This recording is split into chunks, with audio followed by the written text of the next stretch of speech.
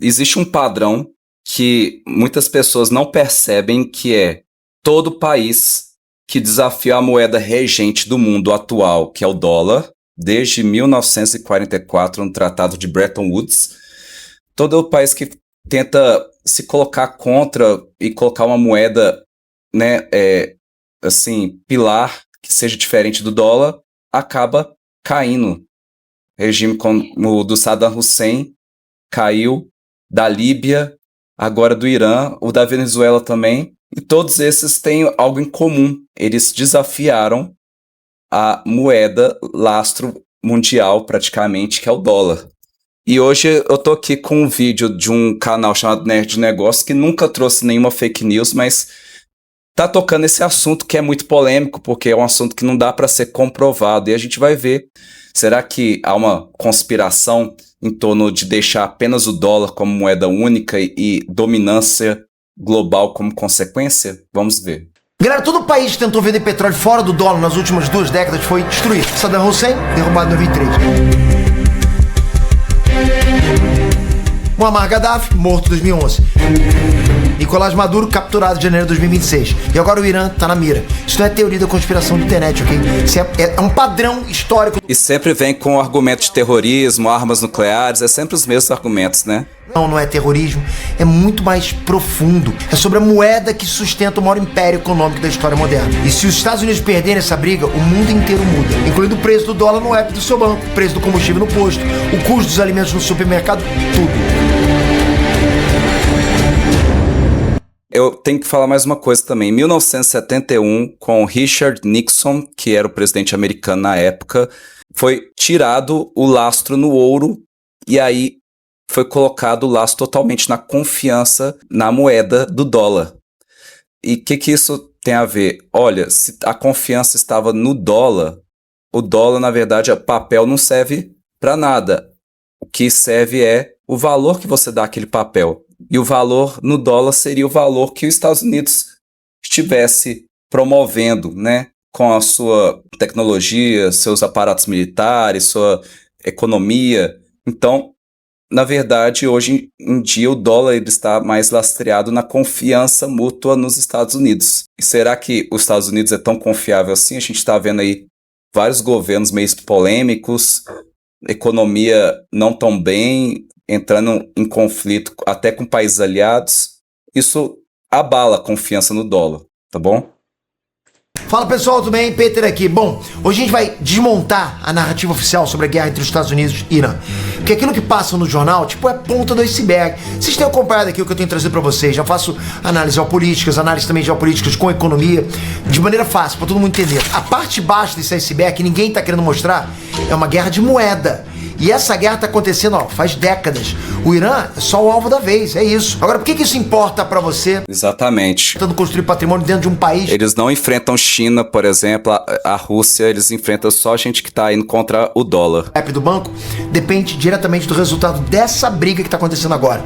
Se o dólar perde essa batalha, seu dinheiro em real perde mais valor. Se ganhar, o jogo continua do jeito que a gente conhece, né? Por mais... Todas as moedas estão lastreadas hoje no dólar. Não no ouro, em algo que seria valioso por si só, né?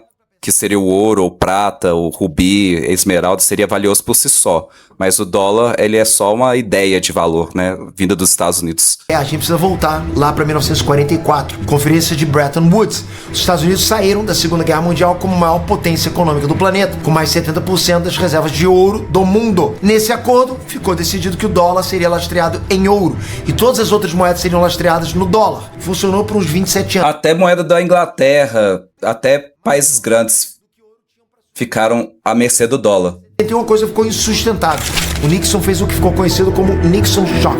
Accordingly, I have directed the Secretary of the Treasury to take the action necessary to defend the dollar against the speculator. I have directed Secretary Connally to suspend... Todo mundo agora teve que ficar à mercê dos Estados Unidos. Lastro em ouro. Dólar virou uma moeda fiduciária, sustentada só pela confiança, né? Nós do mundo acreditamos muito em dólar. O dólar era muito forte, entende? Então agora nesse ponto começa a jogada de mestre. Presta atenção, Nixon e Henry Kissinger foram até a Arábia Saudita fechando um acordo que moldou a economia mundial pelos 50 anos seguintes.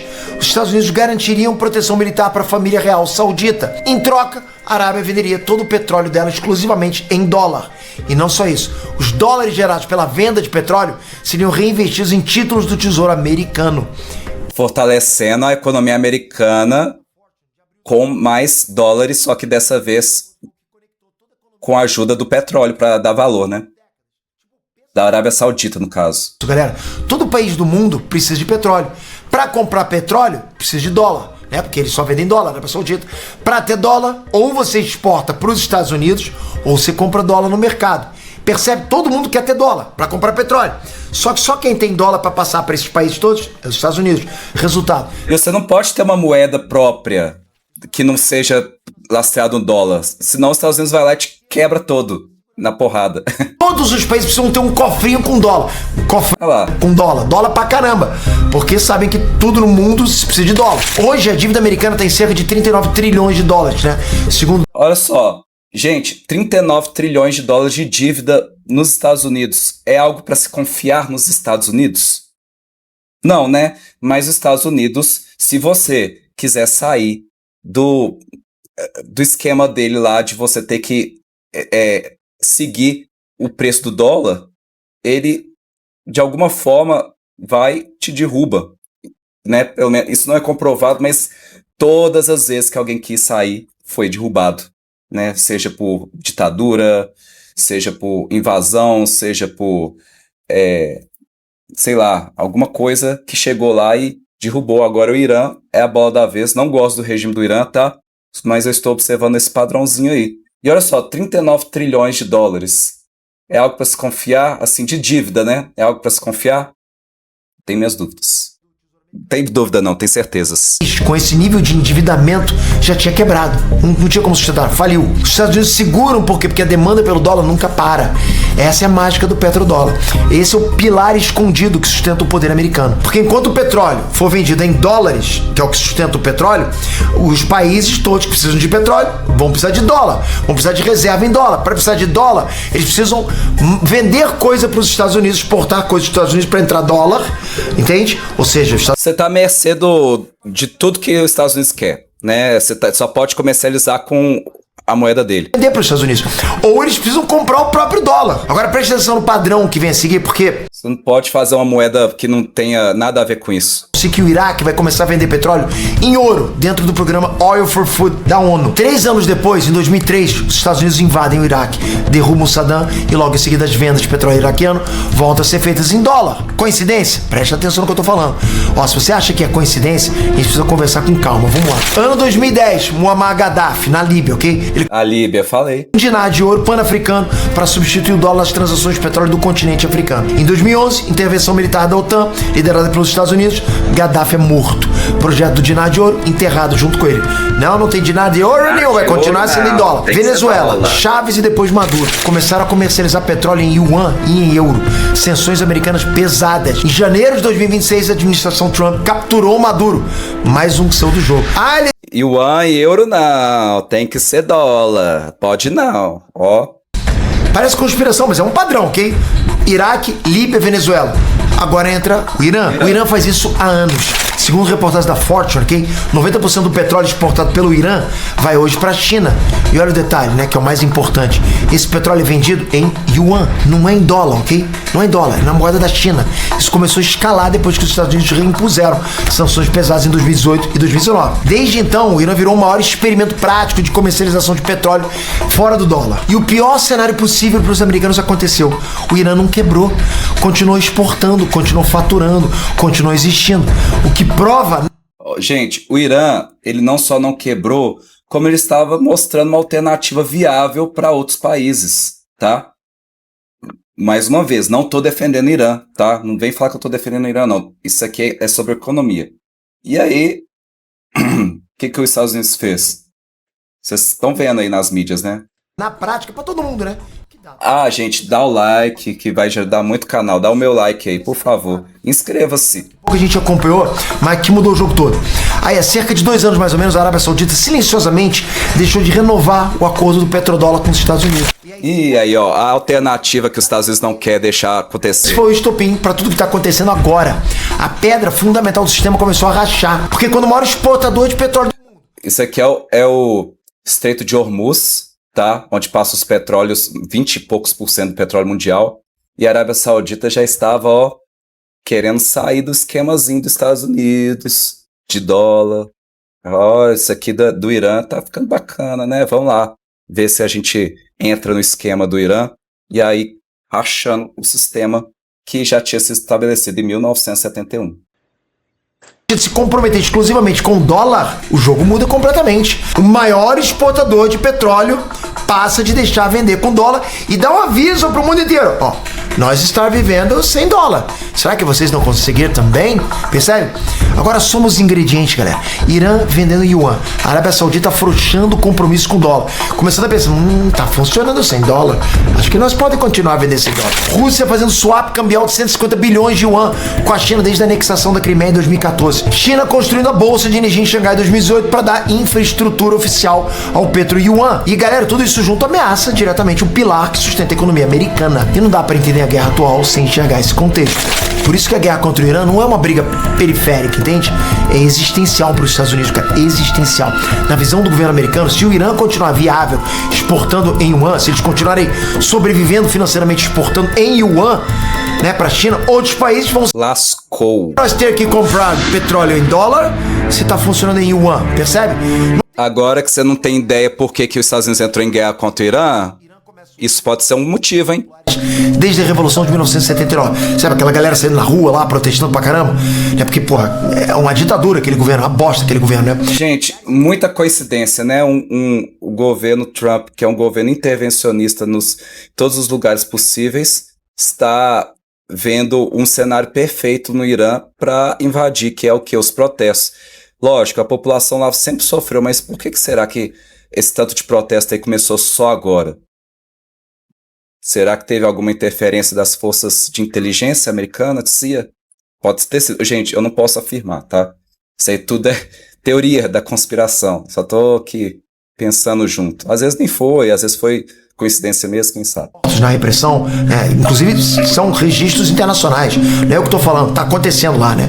Os caras realmente matam o povo lá, é absurdo. Aí o Trump responde com a maior mobilização militar americana naquela região desde a invasão do Iraque em 2003. Em 28 de fevereiro, ataque aéreo americano israelense mata o Ali Khamenei, que é o líder supremo do Irã desde 1989. O filho dele, Mojtaba Khamenei, assume o cargo. Os Estados Unidos implantam um bloqueio naval total. E toma bomba também esse filho aí. Entra o movimento mais importante de todos, o Estreito de Hormuz. Vocês estão ouvindo falar nisso. Esse estreito, cara, é o gargalo energético do planeta. Cara, é por onde passa praticamente todo o petróleo do planeta. Segundo a... Não, 20%, tá? Aqui, ó, 20%. Não é todo, não. Passava por ali, é muita coisa, cara. Aí o Irã fechou o estreito em retaliação ao bloqueio americano. Tipo, eles estão ali, cara, controlando tudo. Daqui não vai passar mais ninguém. Os Estados Unidos impuseram o bloqueio naval completo. O preço da gasolina nos Estados Unidos saltou de 3 para mais de 4 dólares por galão. Isso é um aumento de mais ou menos 34% em poucas semanas, né? Num país onde combustível é item político sensível. Porque vocês sabem, cara, aumentou combustível, aumenta tudo. É o pilar da economia. Tudo precisa de transporte. Por isso que aumenta aí, cara, teu docinho na padaria, teu pãozinho, tua cervejinha, aumenta tudo, porque tudo precisa chegar nos locais com diesel, com gasolina, que precisa de petróleo, entende? Então é isso que tem a ver com você, entende? Quando o preço internacional do barril sobe de forma abrupta, a Petrobras não consegue segurar paridade de preços para sempre, não consegue... Aí a gasolina aumenta, né? Sobe, frete sobe, alimento sobe, inflação sobe. Segundo dados históricos do IBGE, em ciclos anteriores de choque no petróleo, cada 10% de alta no barril internacional empurra a inflação brasileira entre 0,3% a 0,5% no curto prazo. É pouquinho, Pedro, parece, cara. Mas, tipo, acumula 3 ondas dessas num ano e você tem mais de 1,5% corroendo o teu poder de compra. É muito. Isso num país onde o salário mínimo cresce na casa disso aí. A outra proteção histórica em tempos de guerra monetária é o ouro. Segundo o World Gold Council, bancos centrais compraram mais de 1.000 toneladas de ouro em 2024 e mantiveram o maior ritmo consecutivo de compras da história moderna. Mas quem mais está comprando, Peter? China, Rússia, Turquia, Índia. Exatamente os mesmos países que querem um sistema monetário multipolar, fora do dólar. Querem parar. Os BRICS. E o Brasil recebeu um monte de tarifa, né? Engraçado que ele faz parte dos BRICS. Será que é coincidência? Bitcoin teve comportamento acima da média dos mercados tradicionais. Mas presta atenção, lógico, né? Bitcoin tem volatilidade altíssima, ok? Tá às vezes lá em cima, às vezes lá embaixo, mas no longo prazo tá sempre subindo. Então acho que Bitcoin não serve como reserva de liquidez imediata. Serve como alocação de risco, sabe? Para uma fatia pequena do patrimônio ali, de horizonte médio a longo prazo. Quem entende isso, usa a favor. Quem trata Bitcoin como poupança, sofre pra caramba. Mas Petri, e se a guerra acabar amanhã? Ótima pergunta, jovem mancebo. Mesmo que a guerra acabe amanhã com cessar-fogo definitivo, o petrodólar não volta a ser o que era antes. É como se abrir, cara, uma ferida, tratar, mas a cicatriz vai ficar, né? Tá lá a cicatriz. O sistema está sendo fragmentado, talvez tenha que ser trocado daqui a alguns anos. O Irã ou qualquer estado sucessor dele vai continuar negociando em yuan com a China. A Rússia também. O mundo tá caminhando para uma multipolaridade monetária. Tipo, em 2030? mas em sentido inverso. O dólar não vai desaparecer, mas vai dividir espaço. E quem não está diversificado vai ficar 100% exposto à moeda mais vulnerável do período. Os Estados Unidos e o Irã não é sobre bombas nucleares, não é uma guerra nuclear. Nunca foi sobre nuclear, né? É sobre quem vai sustentar a moeda global, moeda hegemônica da próxima década. Talvez eles queiram que os BRICS sejam uma alternativa viável. Por isso que estão acabando com o Irã, porque o Irã não faz parte dos BRICS. Seguirem, e o Irã virar um símbolo de que é possível escapar do dólar, galera, a gente está entrando num período de transição monetária mais profundo do que tudo que aconteceu desde 1971. Para você, ok, entender isso não é aula de geopolítica acadêmica, né? É sobrevivência financeira, eu acho que é isso. Para você que quer ter o dinheiro seguro, entende? Porque moeda forte protege patrimônio a longo prazo. Moeda fraca destrói patrimônio aos pouquinhos, sem você perceber. Se você mora no Brasil e não tem absolutamente nenhuma exposição em dólar, você tá do lado mais vulnerável da mesa. E cara, posso falar pra vocês, galera, que ignorância no jogo monetário global não é perdoada. Você pode se dar muito mal. Cara, é tipo executada, é fulminada, sabe? Um shot na cabeça através da inflação, do câmbio e da perda do poder de compra, que você sabe o que acontece. Enquanto o jornalista aí discutindo quem atirou primeiro, quem tem razão moral, o investidor informado já está posicionado em dólar, em ouro, em Bitcoin, em ativos geradores de renda. Deixe nos comentários uma coisa importante aqui, ok? Você já tem alguma exposição em dólar hoje? Se sim, como é que você faz? Se não, o que está te impedindo? Eu quero entender o estado real de vocês que me assistem aqui para trazer conteúdos ainda mais afiados sobre isso aqui. Gente, muito obrigado também por ficar até aqui. Espero que vocês tenham entendido e eu tenha explicado bem, né? E é uma coisa que eu às vezes fico pensando, observando, né, no mundo sobre países que às vezes, sei lá, desafiaram o sistema e foram destruídos. E eu não sou a favor desses países, mas eu também percebo um padrãozinho aí. O Irã tá dentro desse padrão, né? Interessante. Eu gosto desse conteúdo. Se você gosta, deixa o like, se inscreva e até o próximo vídeo.